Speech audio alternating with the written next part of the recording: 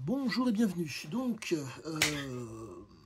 aujourd'hui, sujet d'actualité euh, sur cette espèce, si je puis dire, de manipulation que, qui fait qu'aujourd'hui, on ethnicise, pardonnez-moi, le rapport que les gens peuvent avoir les uns avec les autres.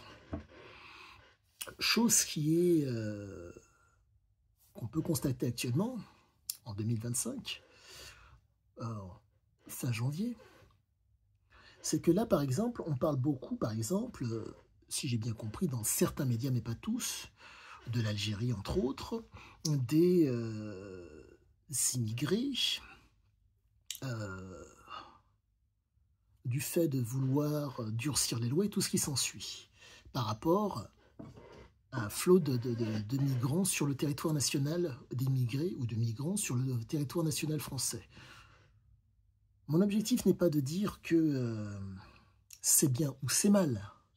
Mon objectif est de vous donner, si possible, une vision, si je puis dire, j'espère différente, de ce que vous êtes en mesure de voir et d'entendre.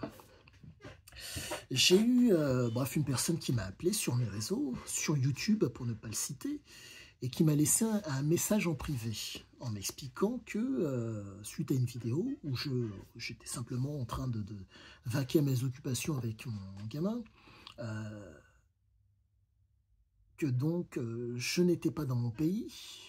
Alors, retourner dans votre pays, oui. Ici, c'est blanc. Était-il blanc? Je ne sais pas. Était-ce? Je ne sais pas. Donc, c'est un rapport ethnique qu'il a voulu donc établir avec moi, ce qui n'est pas un problème en soi. Et ce que je voulais vous faire comprendre, c'est que pour moi, aujourd'hui, on essaye de dicter, voire de diriger les gens vers une espèce, si je puis dire, de tension. Considérer, proposer, imposer, faire subir sont des éléments qui sont le fait d'une relation, généralement, ou d'un échange que vous avez avec les gens qui vous font face. La considération et la proposition sont généralement les premières étapes. Que vous ayez des présupposés ou pas, il y a forcément une considération vis-à-vis de ce qui vous fait face. À partir de là, s'ensuit un échange. Cet échange va être généralement sur un registre de diplomate. On ne va pas chercher à dominer ou à soumettre, généralement. Mais vous avez des gens qui malheureusement, quoique malheureusement, qui sont absolument normaux, soit dit en passant, qui ont des approches totalitaires. C'est comme ça, c'est pas autrement. Le fait de vouloir leur proposer un échange diplomate ne les intéresse. C'est pas que ça ne les intéresse pas, c'est qu'ils ne peuvent pas. Ils ont tellement été conditionnés mentalement à se dire que c'est comme ça, c'est pas autrement, qu'ils vont à la confrontation. La problématique est la suivante. C'est que c'est le politique français, en France, qui a créé cette situation. Pour que le propos soit d'autant plus visuel.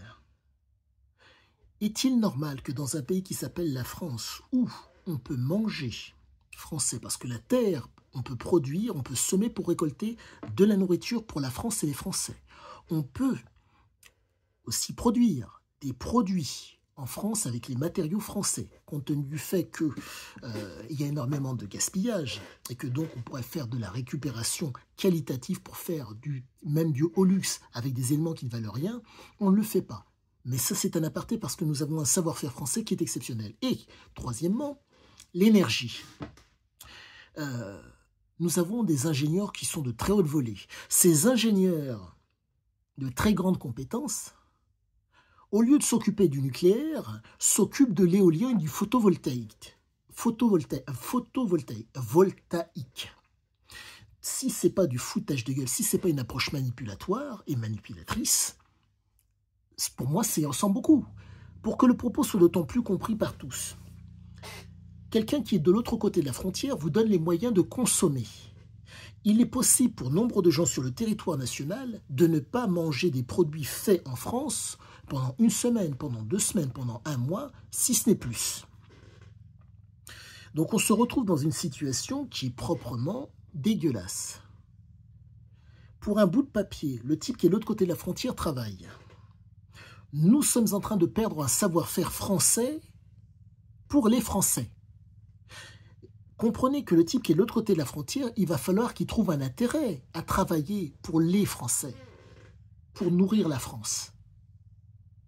Donc, on est face à des gens qui ont une vision globale, mais pas une vision, si je puis dire,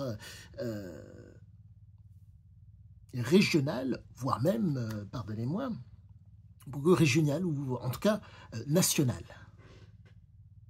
Est-ce que vous vous rendez compte qu'aujourd'hui, nombre de gens ont le temps de pointer le doigt sur les autres? Non.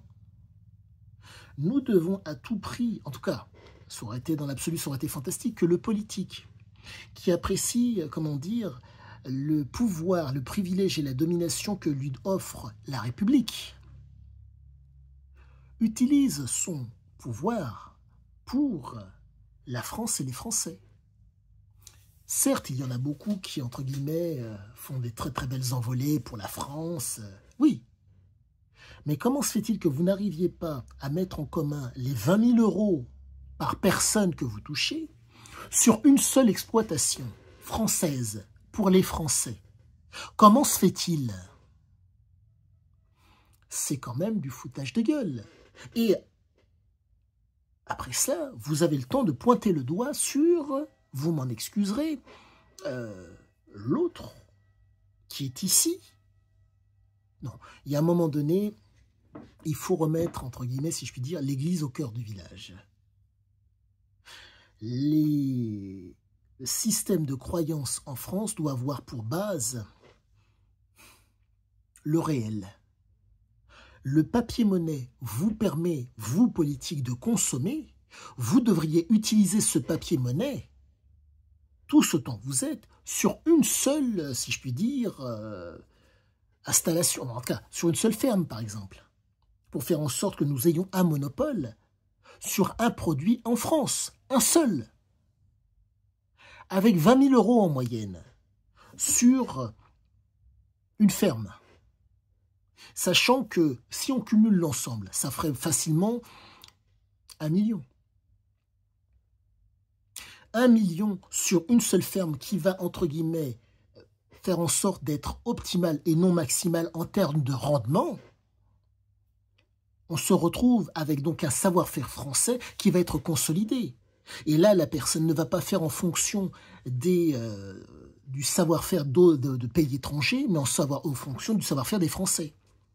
Quitte à payer extrêmement cher, ce qui n'arrivera pas, les employés français pour faire en sorte que ça fasse un effet boule de neige sur le territoire national, vous n'y êtes pas prêt.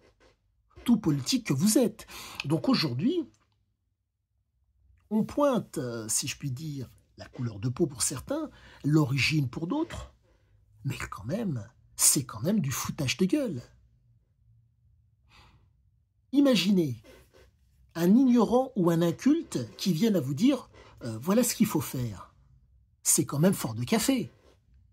Et là, ces gens qui sont censés savoir ce qui se passe dans le pays vous expliquent que l'immigré, ou en tout cas l'étranger, qui n'a pas la culture française, qui ignore nombre de choses, qui connaît par entre guillemets l'ensemble des choses qui composent la France, c'est lui le fautif.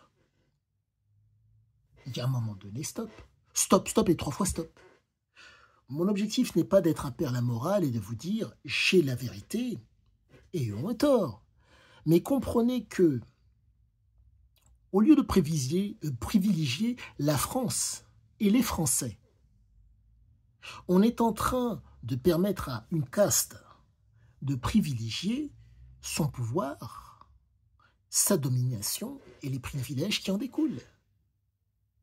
Donc, je ne sais pas si tout ça est une tartufferie, mais ça y ressemble énormément. Puisque vous avez le temps de pointer le doigt sur l'homme qui est ignorant et qui est inculte de la France et entre guillemets de ce qui compose les Français et la France, mais c'est lui le fautif.